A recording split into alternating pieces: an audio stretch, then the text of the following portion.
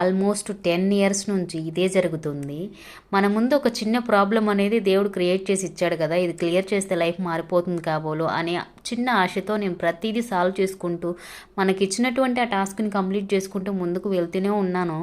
But అదేందో మరి నా కర్మనో, నా రాతనో నాకు అర్థం కావట్లేదు. కాకపోతే అది సాల్వ్ చేసిన వెంటనే ఇదిగో నీకు ఇంకొక టాస్క్ ఇచ్చేస్తున్నాను, ఇది కంప్లీట్ చేసిన తర్వాత నీ లైఫ్ మారచ్చు అనే చిన్న ఆశ మళ్ళీ చిగురిచ్చేలాగా చేసేసి దాన్ని కంప్లీట్ చేసేలాగా ఆ దేవుడు నా అయితే మార్చేసాడేమో అని అనిపిస్తుంది.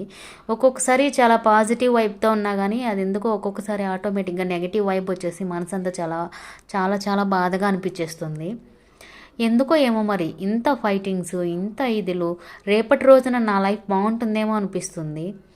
ఎంత ట్రై చేసినా ఏంతో అసలు లైఫ్ ఒక్కొక్కసారి ఎందుబ్బా ఈ లైఫ్ అనేంతగా బాధగా అనిపిస్తుంది.